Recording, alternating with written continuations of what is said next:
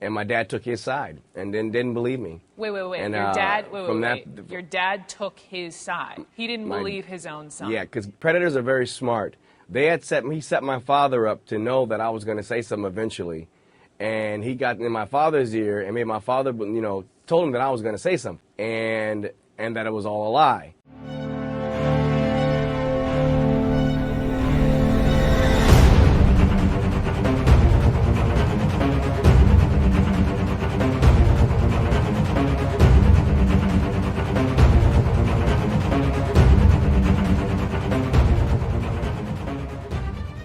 Todd Anthony Bridges, born May 27, 1965, is an American actor. He portrayed Willis Jackson on the sitcom Diff'rent Strokes and had a recurring role as Monk on the sitcom Everybody Hates Chris.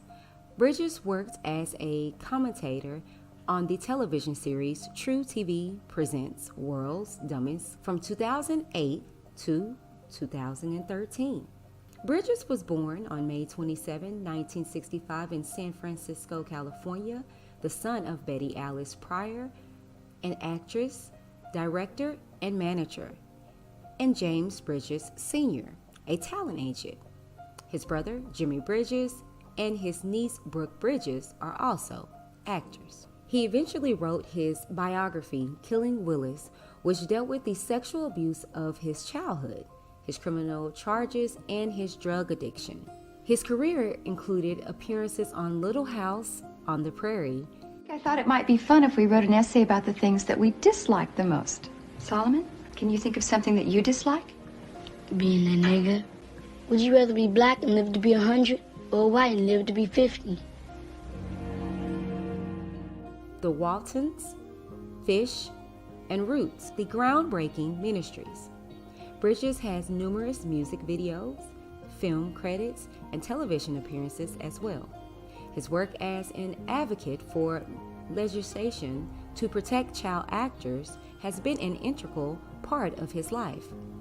He has stated that legislative bills are one type of precaution which may help to monitor Hollywood in such a way that pedophiles will be unable to commit inhuman acts. But see, the problem that we have to do is we have to figure out, this bill was shot down in 2006, and we've got to get this bill passed. We have to make people realize that children need to be safe on these sets, and they're not safe because parents want their kids to be in show business so bad that they are willing to do anything, and they'll send them off with strange people. Todd, and that's something that you just shouldn't do. When a child is molested, for me, I can't speak for every other child, but when I was molested, it made me feel shame, degradation. It made me feel less than average. I mean, I spent from 12 to 13 years old trying to figure out whether I was homosexual or not. I didn't know because I liked the feeling, but I didn't know that was wrong. So if I can keep any child from having to go through what I went through by having these people get these background checks before you become a publicist, before you become a manager, you have to have these background checks before you get around these minors in show business, because it's like show business is an open field to child molesters. At age 12, Bridges was cast as Willis Jackson on the hit 80s sitcom Diff'rent Strokes. It was the role of a lifetime for the young actor who first got a taste of fame on the Barney Miller spin-off Fish. Bridges flourished in his new career. He developed a brother-like relationship with Gary Coleman, who played Willis's precocious little brother, Arnold. He found father figures in co-star Conrad Bain and others on the set. He enjoyed a close friendship with Dana Plato, who played his adopted sister, Kimberly Drummond. Plato introduced him to pot and sex. He thought it was a great life, but Bridges' life began to fracture. He had grown up in a home where he was physically and verbally abused by his father. He was molested by his publicist. Well, I was 12 years old, and my publicist, he basically talked me into doing things that I didn't really want to do. Hadn't had sex before, and he kind of convinced me that this was the right thing to do, and kind of told me, like, don't tell your parents. And he bought me a bicycle. He always kept doing things for me that I didn't quite really understand. So we kind of seduced I started at 11, Yeah, he seduced me, and he started at 11 years old to 12. And then finally one day, at 12 years old, some encounter with Dana Plato happened, and I realized that that was the right thing and what he did was the wrong thing. And when he came to my house the next day, I attacked him. My mother knew right away what had happened, and my mother went after him. My dad stopped him. He was subjected to racial discrimination.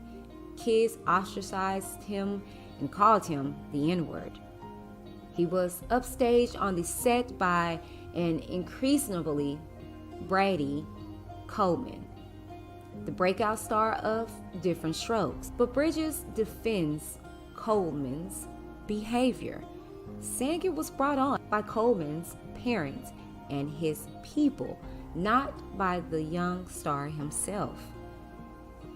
When Diff'rent Strokes ended, Bridges started on the road to ruin. He began using hardcore drugs, eventually selling them to make money. His TV earnings had been mismanaged by incompetent accountants, and he was broke. Acting jobs were scarce, not because he couldn't get them, but because he didn't want to take time out from doing drugs to work. He had several serious run-ins with the law. Killing Willis has its interesting moments, but there's not enough juicy gossip for this to be a Diff'rent Strokes tell-all, although there are some interesting tidbits. And it's not emotionally honest enough to be inspirational. The book is also hampered by a rather pedestrian writing style. Bridges fans might find enough in Killing Willis to hold their interest, but it's not likely. Did you know about the sexual abuse of Todd Bridges and how he was exposed at a young age by his own co-star to pot and sex, and the molestation by way of his publicist? So I ask you, where were the parents? And my dad took his side and then didn't believe me. Wait. And, Your dad, that, Your dad took his side. He didn't believe his own side. Yeah, because no, my dad, the guy did it. Predators are very smart.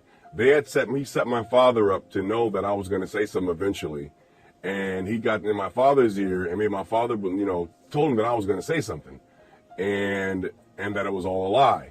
And so when I told my father told my mom that I was lying. And my mom knew I wasn't lying because she could see in her child's face, because it happened to her when she was growing up, that I wasn't lying. And I just attacked the guy.